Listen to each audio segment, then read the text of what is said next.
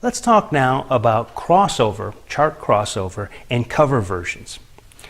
As I said last week, the charts that we're talking about are record industry charts, and the two organizations that get the most consideration from scholars are a magazine called Cashbox and especially the magazine called Billboard. These magazines were designed not for fans to read. They weren't like magazines like Rolling Stone or Mojo or something like that you would pick up in order to find out for a fan to find out what was happening, or interviews with their favorite artists, something like this. These were magazines that were put together to help advise people who were in the business of providing music retail or music services what music was popular and what music was not popular. So if you were somebody who had jukebox business, what you wanted when you put your records in that jukebox is you wanted to get people to put as many dimes or nickels or whatever they were put into that thing as possible. And so you want to maximize the number of plays per record you can possibly get. So what you want to know is, what do people like? What are they playing? You know, what seems like it's getting hot? What's starting to cool off? You put as many of the hot records or getting hot records into your jukebox as you can, and pull the records that are starting to cool out. And that way you can maximize your profit from each of these jukeboxes that you have in various sort of lounges and bars and this kind of thing. If you're somebody who's running a radio station, you want to play the music that everybody seems to be wanting to listen to, right? Because the more listeners you get, the more advertising you can get, the more you can charge for advertising. So you want to know what's hot on the radio, and having a magazine tell you what the national trends are and regional trends are is very, very valuable. And if you're somebody who's in record retail, you don't want to have a whole bunch of records sitting on the shelf that nobody wants anymore. You want to have records on the shelf that people are likely to buy, and so you want to sort of time your buying to what seemed like the trend, what's happening with the trends. So if you know what the trends are, if you have some suspicion, you can guess. You have a much better idea of maximizing your profit and your business in the music retailing and service than you might if you didn't.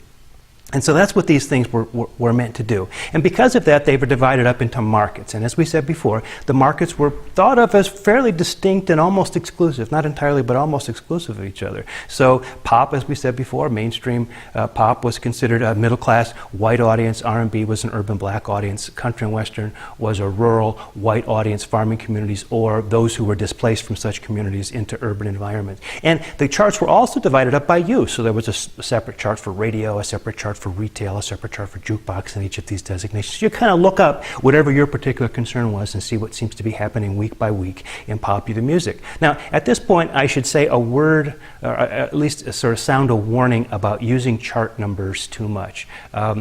I will talk to you about chart numbers as an indication of popularity of records. And in the textbook, if you're following in the textbook, you'll see a lot of chart numbers. But you should know that chart numbers are a fairly coarse instrument for trying to figure out the popularity of a particular record. I mean, if a record goes to number 1 or number 2 or number 3 or number 4, it's probably not a big distinction there. There could be all kinds of things that account for that. But a number 20 record really is a different kind of thing than a number 1, 2, 3, or 4 or 5 record, right? So at that level, when you're looking at where they place generally in a chart, it makes a lot of difference. It helps also, charts do, they help keep us from getting into the fan mentality, which is this idea that we're always rooting for the artists that we like the most and maybe neglecting those that we don't like as much. When you see the chart statistics there, sometimes it causes you to admit that some of the artists you like maybe didn't sell as many records or weren't as popular as maybe you thought they were, and it also forces you to admit the artists you don't like so much actually had a fair amount of success. So chart numbers are useful that way, but we shouldn't be too literal about them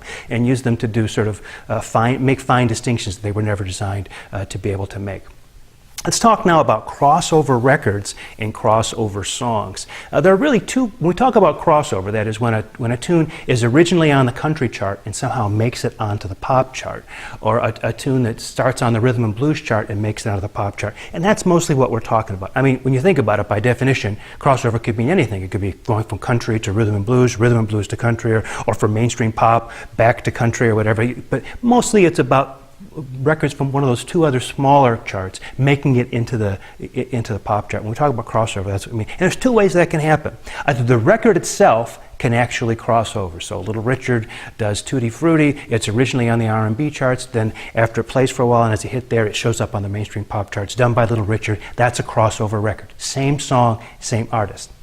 On the other hand, a song itself, but not the same record, can cross over. So it could be a song Tutti Frutti by Little Richard, that appears on the rhythm and blues charts, that is then covered or done in a different version by Pat Boone, and the Pat Boone record on the mainstream pop charts goes up the pop charts but doesn't chart on the R&B chart. There you see the song moves from, in the case of Tutti Frutti, both the record and the song crossed over, but there's a distinction there.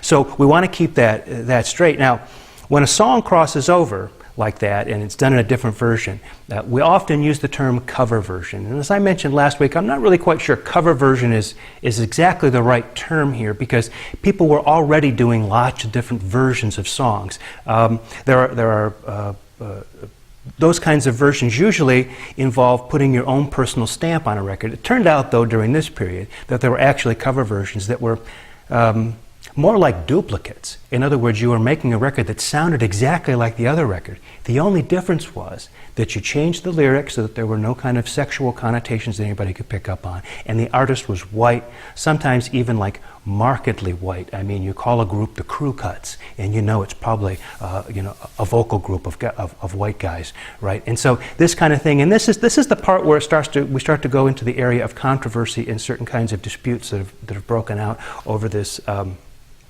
In the record business.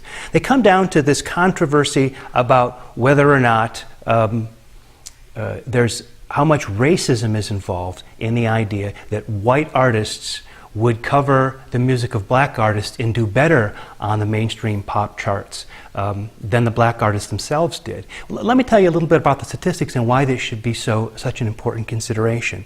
In the period between 1950 and 53, about 10% of the songs that were hits on the R&B chart crossed over to the pop charts. So 1 in 10 R&B hits could cross over the pop chart. So you would say that between the R&B chart and the pop chart, that's a pretty fair amount of isolation between the two. It's not exclusive in an absolute sense, but there's a lot of isolation there. In 1954, you could see the trend.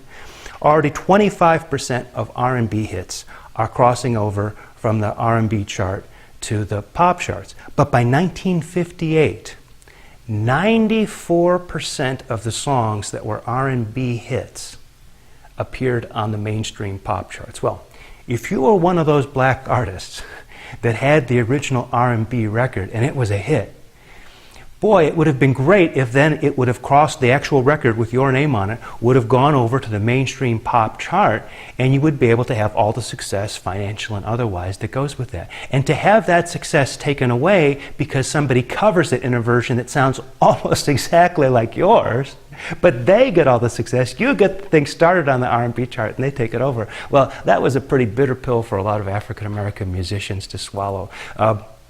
And there were all kinds of ways in which musicians were ripped off in that era as well. A lot of times, those musicians didn't even own the rights to those particular songs. The publishing rights, they signed that away when they recorded. I mean, the record company people, they did this to both black and white musicians, would say, well, what would you rather have? I'll pay you $50 for this session. I don't know what the amount was. Let's say it's $50. I'll pay you $50 for this session now, or I'll give you a certain percentage of the earnings over time.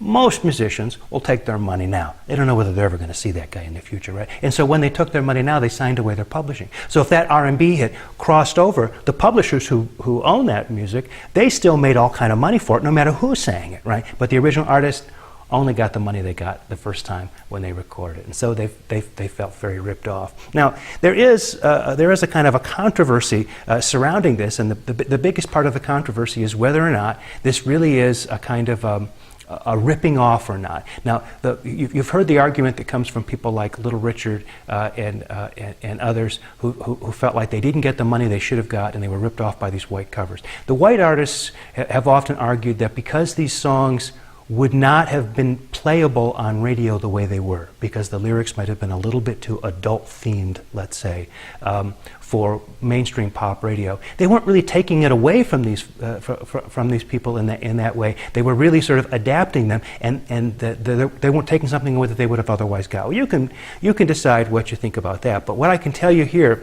is that because of the success, the crossover success of tunes like Rock Around the Clock in 1955 and Maybelline from Chuck Berry and these kinds of things, we can start to look at 1955 as really kind of being a tipping point. That's the point where all of a sudden something that had been kind of a once in a while kind of thing, this crossover thing, really starts to happen in a very big way. And so 1955, that's one of the reasons why we can look at that as the beginning of rock and roll. So let's have a look at who some of the first rock and rollers were, who they were, and what they were up to.